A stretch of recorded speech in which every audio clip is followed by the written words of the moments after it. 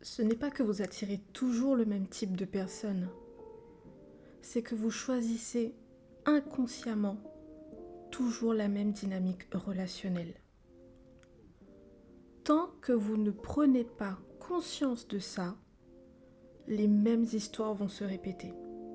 Et ce, peu importe avec qui vous êtes.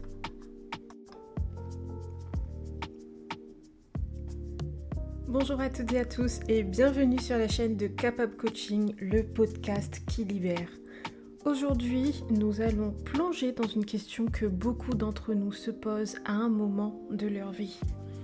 Pourquoi est-ce que mes relations se suivent et se ressemblent ? Vous avez peut-être l'impression de revivre toujours les mêmes histoires, les mêmes conflits, les mêmes déceptions, peu importe la personne avec qui vous êtes. Ces répétitions peuvent se répéter d'ailleurs même avec la même personne, avoir cette sensation que vous êtes dans une relation, et on évoque là d'ailleurs les relations un peu plus sentimentales, mais cela peut également se répéter dans le cadre professionnel, amical ou familial. Mais si vous avez effectivement constaté que vous répétez la même chose, c'est toujours les mêmes disputes, les mêmes sujets qui amènent aux mêmes conséquences, aux mêmes conclusions, et puis on recommence le cycle, encore et encore. Il y a un moment où on peut se poser la question, est-ce que je n'ai pas de chance ? Est-ce que c'est vraiment une question de malchance ? Est-ce qu'il s'agit peut-être même d'un hasard ?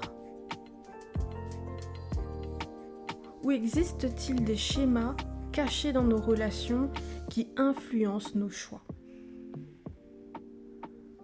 Dans cet épisode, nous allons explorer ce que sont les schémas répétitifs et d'où ils viennent, comment ces schémas se manifestent dans vos relations et surtout, comment commencer à les décoder pour briser le cycle et construire des relations plus épanouissantes. Pour ceux et celles qui souhaitent aller encore plus loin, je vous parlerai à la fin de ce podcast de mon programme de coaching autonome intitulé Libre d'aimer, qui vous propose des outils pratiques pour comprendre vos schémas et en sortir, le tout à un tarif actuellement très attractif. Qu'est-ce qu'un schéma répétitif et d'où vient-il ? Un schéma répétitif, c'est comme un disque qui tourne continuellement. C'est comme une boucle dans laquelle on revient toujours, consciemment ou inconsciemment. Ces schémas ne sont pas le fruit du hasard. Ils ont souvent des origines beaucoup plus profondes. Ces origines peuvent être des blessures du passé, qu'il s'agisse d'une expérience marquante, comme un rejet d'une relation qui était très importante pour vous, une trahison, un abandon. Il peut même avoir comme origine des peurs profondes provenant de traumatismes ou des attentes que vous n'aviez pas pu exprimer. Et tout cela influence inconsciemment vos choix présents et peut-être même futurs. Ces blessures, souvent enfouies, peuvent vous pousser à rechercher des situations familières, même si elles sont douloureuses. Parce qu'inconsciemment, dans ce type de situation, votre cerveau sait comment fonctionner. Donc il y a une certaine forme de connu, même si ces situations sont douloureuses et souffrantes pour vous.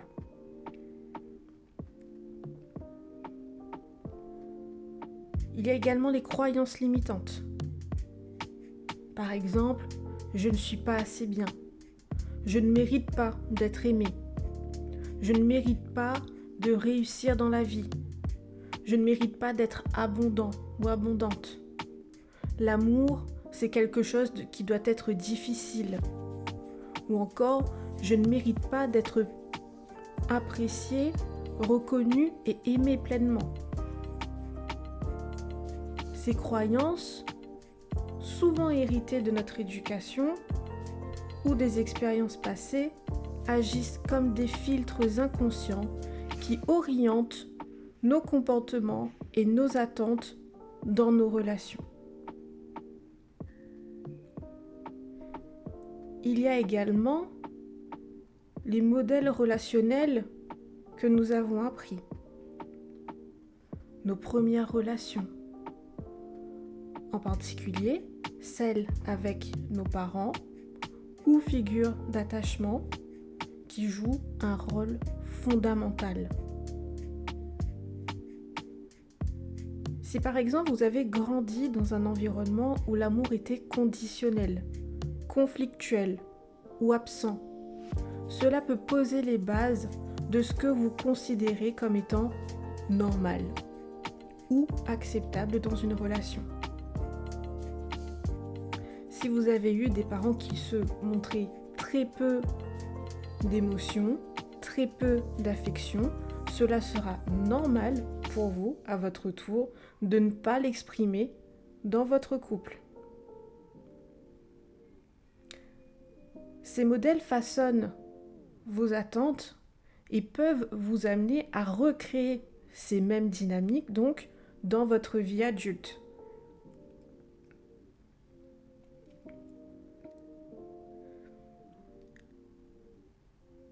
Ces éléments fonctionnent comme des programmes émotionnels, invisibles mais puissants, qui se réactivent inconsciemment dans vos relations actuelles. Les reconnaître, c'est la première étape pour reprendre le contrôle.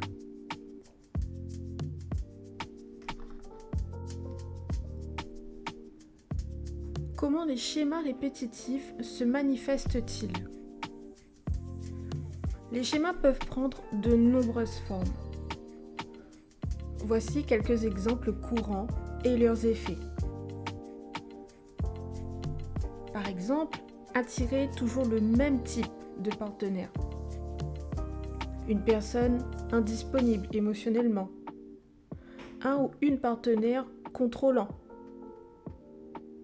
Ou à l'inverse, quelqu'un qui manque d'engagement.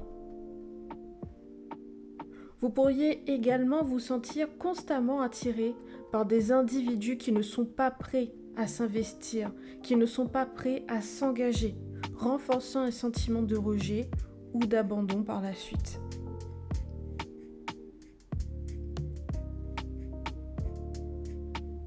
Les schémas répétitifs, comme leur nom l'indique, peuvent également passer par la reproduction de dynamiques toxiques. Vous pouvez inconsciemment recréer des relations marquées par des conflits récurrents ou une asymétrie de pouvoir. Par exemple, pour reprendre le modèle où vous aviez grandi dans un environnement où l'amour était conditionnel, vous pourriez chercher inconsciemment à devenir suffisant ou suffisante pour l'autre, au détriment de votre bien-être. Rechercher à être suffisant ou suffisante pour l'autre peut passer par un sacrifice de soi, une dévalorisation de sa propre importance.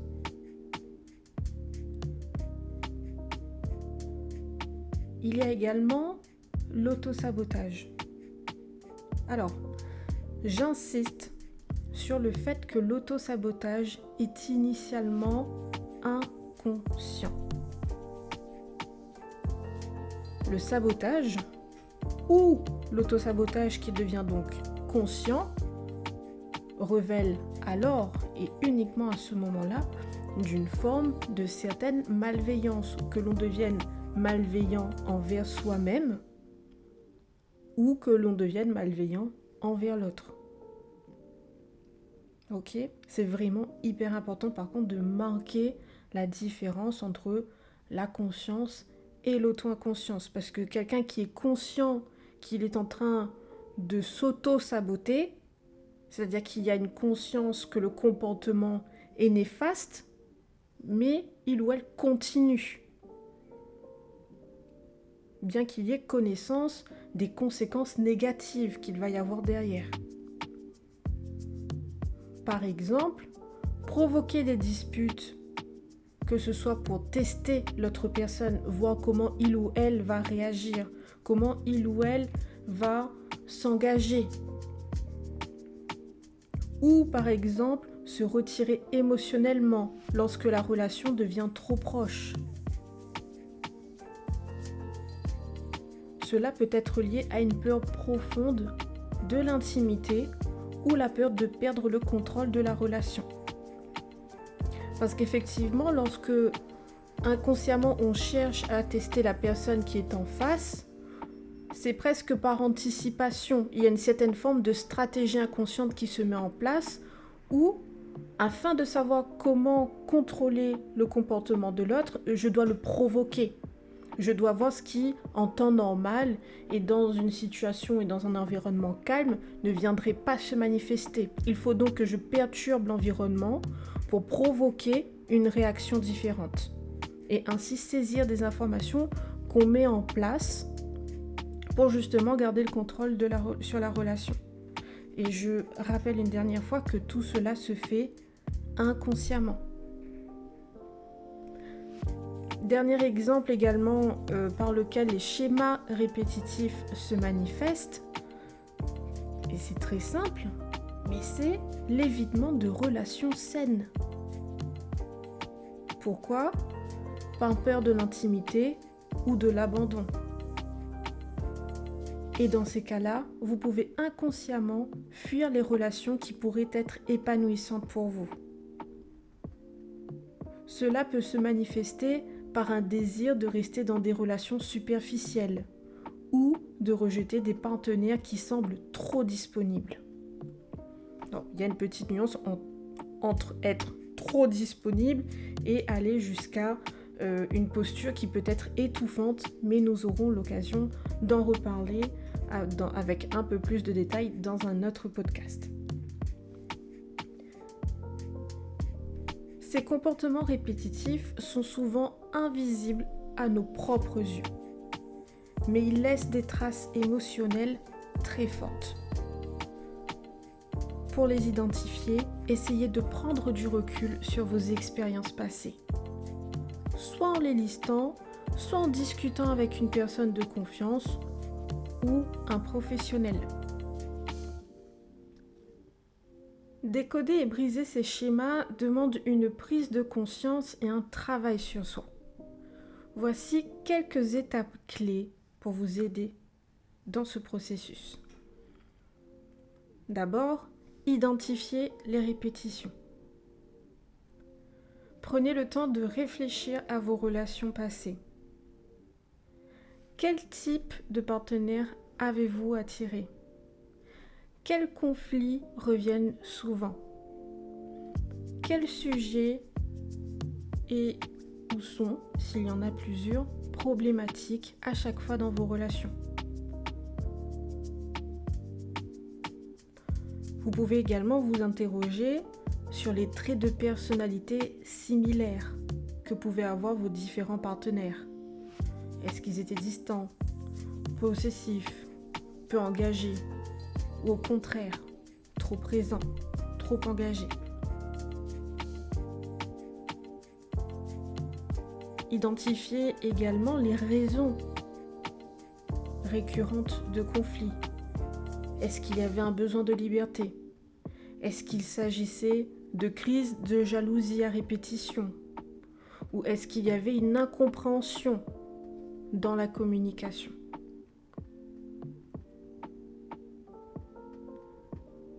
Vous pouvez également explorer vos croyances limitantes. Ces croyances conditionnent nos choix sans que nous ayons conscience. Demandez-vous, quelle croyance ou quelle peur se cache derrière mes choix amoureux ? Par exemple, si vous pensez toujours toutes les relations sont compliquées, ou si je ne fais pas d'effort, l'autre finira par partir. Ou si vous vous dites, l'autre finira toujours par me tromper. Tous les hommes sont infidèles. Toutes les femmes vont voir ailleurs ou aiment être draguées par plein d'autres hommes. Peu importe ce que vous vous dites, mais c'est important de l'identifier. Identifiez également si vous avez grandi dans un environnement où l'amour était conditionnel ou conflictuel. Et quelles sont vos premières expériences relationnelles, que vous y étiez acteur ou spectateur, s'il s'agit de vos figures familiales, et comment elles ont renforcé certaines peurs. Il faut également comprendre le rôle de ces schémas, des schémas répétitifs, puisqu'ils ne sont pas là par hasard. Ils répondent et ils viennent un peu vous mettre sous le nez, de façon bien habillée, un besoin inconscient. Interrogez-vous. Qu'est-ce que ces schémas vous apportent, malgré la souffrance qu'ils génèrent? Parfois, ils peuvent donner un sentiment de contrôle. Et là, on peut se dire par exemple, je préfère attirer des partenaires distants car cela me protège. Je ne peux pas être blessée par quelqu'un que je ne laisse pas m'approcher à un niveau émotionnel et sentimental. Allez chercher et identifier qu'est-ce que vous gagnez par ce comportement. Si par exemple vous ne vous engagez pas dans une relation parce que vous vous dites tous les hommes sont des infidèles, donc je me mets à distance, je me protège, ou en tout cas je ne veux pas de relation sérieuse, je préfère rester dans quelque chose de superficiel. Le bénéfice pour vous, c'est ok, je fais des rencontres, j'apprends à faire connaissance avec d'autres personnes, mais là, tout ce qui est émotionnel, sentimental, on peut même littéralement parler de votre cœur, là, il est dans un coffre-fort.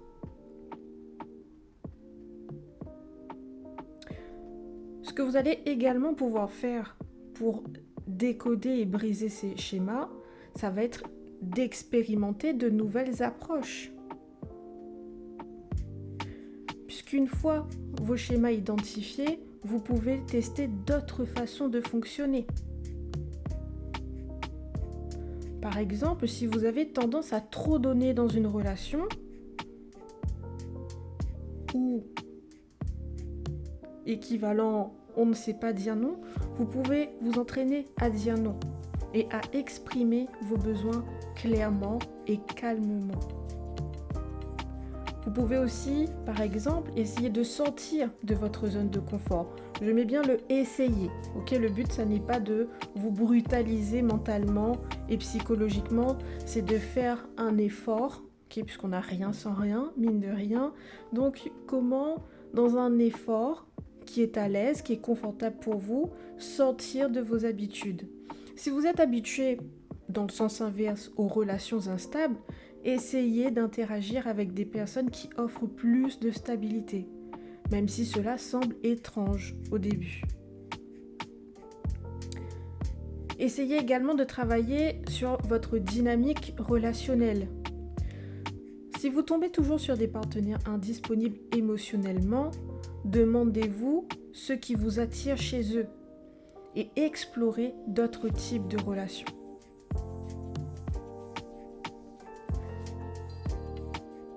Également, et ça c'est peut-être limite le plus compliqué ou le plus difficile, celui qui peut vous demander plus de temps, c'est celui d'accepter l'inconfort du changement. Le changement est inconfortable parce que c'est l'inconnu. Et dans la psychologie humaine, tout ce qui est inconnu représente le risque. Et le risque est égal danger. Donc dans notre cerveau, on ne va pas partir de nous-mêmes, via quelque chose qu'on ignore et qui peut être potentiellement dangereux. En tout cas, le cerveau humain, il est construit comme ça. On est tous construits comme ça, on n'a pas choisi. Mais on peut essayer de réguler, on peut essayer d'assouplir les frontières. Et briser un schéma demande souvent de déconstruire des mécanismes comme celui-là qui sont profondément ancrés. Cela peut être très inconfortable au début, car nous avons tendance à retourner très facilement vers ce qui nous est familier, donc vers nos habitudes, ce qui fait partie de la zone de confort initiale, même si ça nous fait souffrir. Alors, soyez patient et patiente, car le changement ne se fait pas du jour au lendemain. Chaque petite prise de conscience est une victoire. Prenez également le temps de célébrer vos avancées. Il n'y a rien de mieux que de reconnaître la gratitude pour nos évolutions, pour chaque petit pas que l'on fait sur son avancement. À chaque fois que vous allez procéder à un choix différent de ce que vous aurez fait habituellement, à chaque fois que vous aurez réussi à dire non, là où en temps normal, vous auriez dit oui, quitte à vous sacrifier, prenez le temps de vous féliciter intérieurement. Également, entourez-vous de soutien. Que ce soit un thérapeute, que ce soit une coach ou même un proche bienveillant qui peuvent vous aider à naviguer dans ce processus. En appliquant ces étapes progressivement, vous pourrez déconstruire vos anciens schémas et ouvrir la voie à des relations plus saines et alignées avec vos aspirations profondes. Gardez une chose en tête. Revivre les mêmes histoires n'est pas une fatalité. En prenant conscience de vos schémas et en osant les remettre en question, vous pouvez créer des relations plus alignées avec vos valeurs et vos besoins. Si cet épisode vous a aidé à ouvrir les yeux sur certains de vos schémas, prenez un moment pour réfléchir aux actions que vous pouvez entreprendre dès aujourd'hui. Et si vous voulez aller plus loin, mon programme Libre d'aimer vous propose des outils pour explorer vos schémas et les transformer. Le tout à un tarif très attractif en ce moment. Vous avez toutes les informations en description et le lien pour mon site internet. Merci de m'avoir écouté aujourd'hui. Prenez bien soin de vous et souvenez-vous, vous avez le pouvoir de choisir un chemin différent. À très vite pour un nouvel épisode de Capable, le podcast qui libère.